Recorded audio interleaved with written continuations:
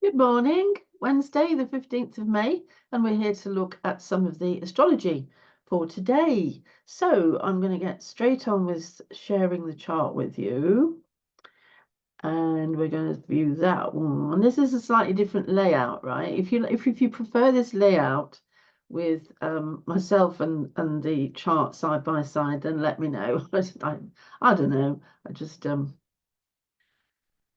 just sort of like, let's try a different one, but whatever you think. Right. Okay. It helps actually. So I'm interrupting myself. It helps actually when I forget to stop the share because I'm a bit bigger, so you can look at me while I'm talking. Anyway, right. You're getting used to this now, aren't you? Yay, we're in well into week 2, aren't we? I think. Yeah, I must have done about 10 of these so far. I'm really loving it. It's easy for me to do. It's great. It's much easier than writing an article. Anyway, so the usual thing. This chart was constructed at 7:53 GMT today, near where I live in Colville. All that information is over here. And this is the Solar Fire program, by the way. If you ever want to get an astrology program, it is expensive, but it's the best one on the market. In fact, as far as I'm concerned, it's the only one. The others aren't worth having. So Solar Fire is what to look for. Okay, so this is the horizon, as we know. These are the planets in the sky above our head, and these are the ones on the other side of planet Earth. The planets all move in this direction. So the sun, an obvious symbol, has risen. It's gone up to there in the sky. And it's actually in the middle now well, not quite the middle, of Uranus and Jupiter. So it's sort of linking in with Jupiter, Uranus. And Venus is not far away. You can actually say that they're all pretty much linked into each other there. The one that we're going to talk about, or the two that we're going to talk about, actually, is Mercury here. So Mercury looks like, what does it look like? A spoon with a horizontal piece across the stalk of the spoon, and then it's got two little horns. Now, it's probably a dreadful way to describe the symbol of Mercury, but anyway, it's the way I learned it. And there we have the symbol for Aries, and there we have the degrees. So we know that Mercury is sitting at 29 degrees of Aries. Now, I'm going to come across here to Pluto, which is preparing to descend into the underworld, to set or go down in the west. So Pluto is at 2 degrees of Aquarius. Now, I'm going to talk to you about that. What does it mean when Mercury squares Pluto? But I'm also going to talk to you about something which, if you ever want to do astrology properly, you are going to have to get to grips with. And that is, you are going to have to learn what zodiac signs are in what arrangement in the crosses. Right now, a cross is where we have two opposite zodiac signs crossing two opposite zodiac signs, and that's the natural place of the zodiac signs on the zodiac wheel. And we do need to learn what squares what is opposite to what, so that when we're looking at a chart, we immediately know what is squaring what because of zodiac signs.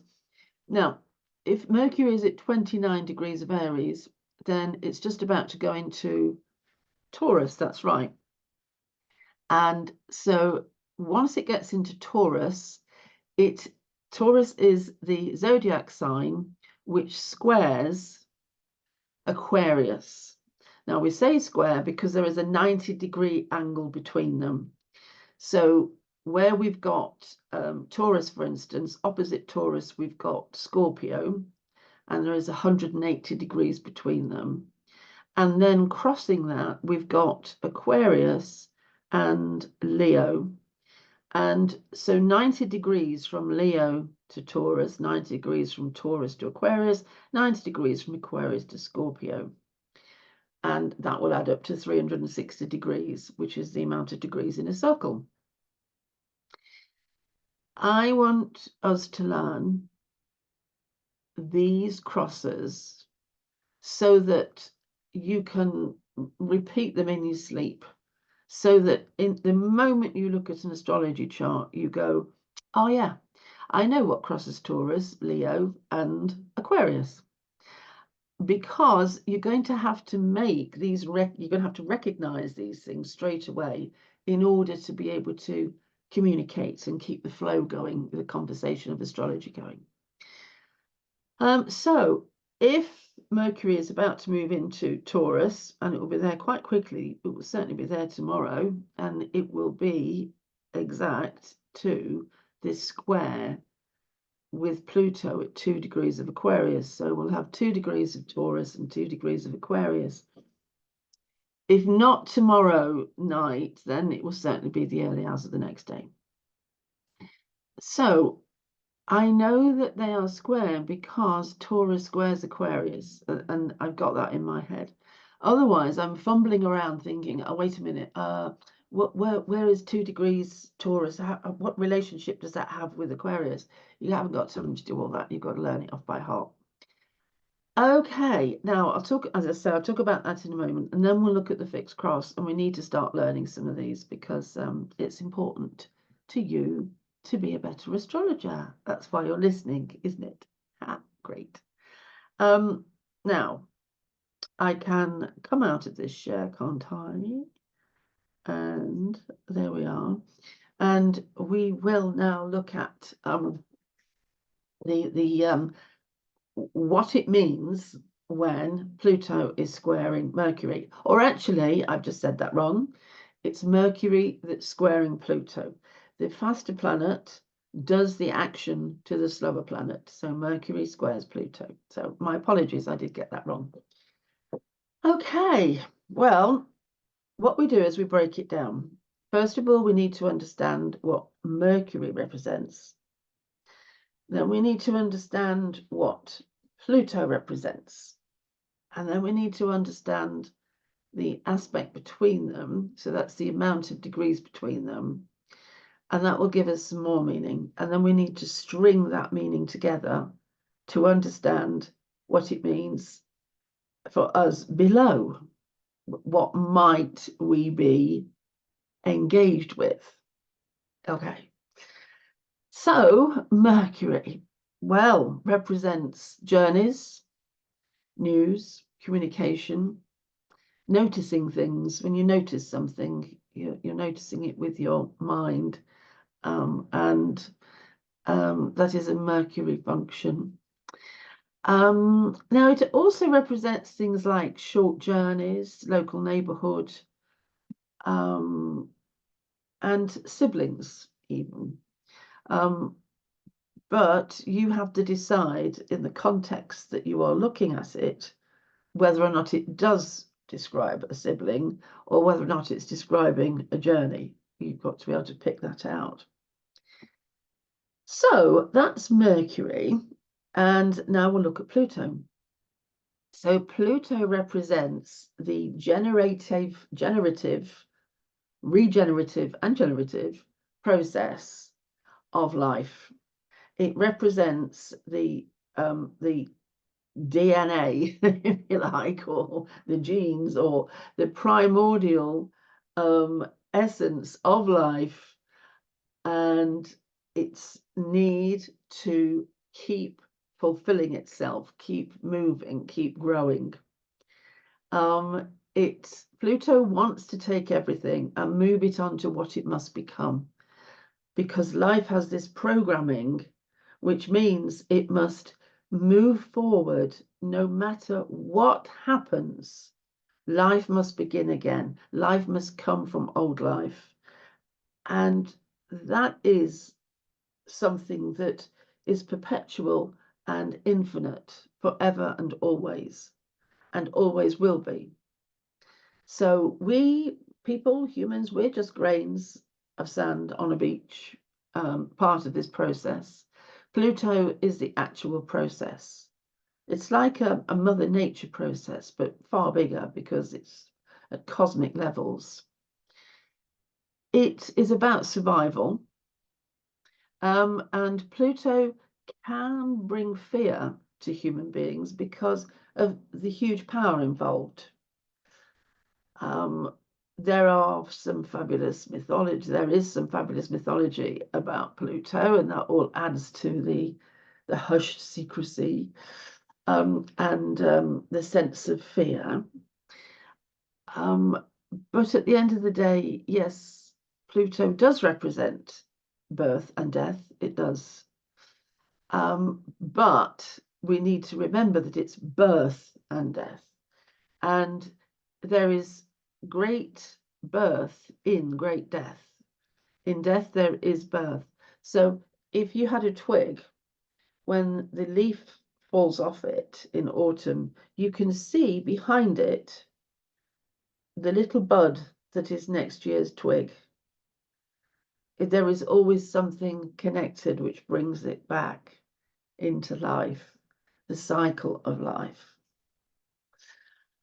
Okay, that was quite a long-winded explanation of Pluto. Okay, now, so what happens when we get Mercury squaring Pluto?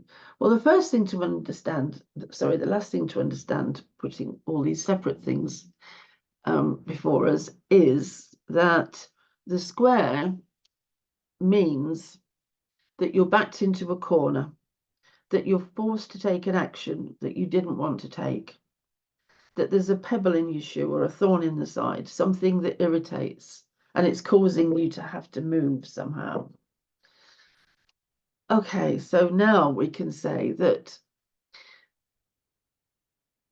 let's take Pluto as the underworld, or something mysterious, or life itself, or Mother Nature. Mercury is squaring that. Okay, so Mercury is causing some kind of irritation or some kind of pebble in the shoe, thorn in the side, to nature and the process of nature, but also the collective unconscious. So it's almost as if Mercury is making that trip into the underworld and gathering the information. Now, in mythology, Mercury is the only character that can go into the underworld and out, the only one that can leave again. So Mercury is going into the underworld and leaving again, coming out with information that is normally kept secret, dark information, invisible information. And so Mercury must be communicating it to others. Okay, so yeah, we might be told of something in the news of one of the dark sides of life. We could find that in our dreams, we dream of scary, horrible, monstrous things, like the Cerberus, the three-headed dog with the fangs and the saliva, and our dreams could, because Mercury can be communicating in our dreams, because it's a way of us taking messages, if you like, from the underworld. But the underworld, of course, comes with imagery that our mind adopts. And so we could sort of like have scary dreams and nightmares, for instance. Or let's look at some other ways. We could hear about a birth, right? But the birth is going to cause a few problems, because after all, they only live in a 2-bedroom house and there's already 7 children, something like that. Only joking. You can see how news and something unmentionable or hidden, something that was hidden and is coming to the surface, are working together, but it isn't harmonious. It's something is coming out that there was no intention for it to come out. I hope that was useful. Watch out for it anyway. And then the fixed cross. Sorry, no. Yes, we are. We're on the fixed cross. Yes. So the fixed cross is Leo and Aquarius, Taurus and Scorpio. So I want you to learn that where everything is on the fixed cross, just learn it. Okay. So that you can, as I say, visualize this instant in your head. So if we put Taurus at the top, then we put Leo next, coming down the side, Scorpio at the bottom, and then Aquarius at the other side. That would be the way to do it. And just stick that on the fridge or something, just so that every time you open the fridge door to get a cup of tea, then you will see it and think, oh yeah, I've got to memorize this. Okay. The fixed cross and the nature of the planets on the fixed cross, I'll talk to you about next time, because I realise we're going to run out of time, really. People are just going to get fed up with listening and click off. So I'll give you the meaning of the fixed cross, but for now, just learn it. Okay. Right. I hope that was, I hope you're good and you have a great day, and I'll speak to you tomorrow. And I'm looking forward to that. Thank you. Bye.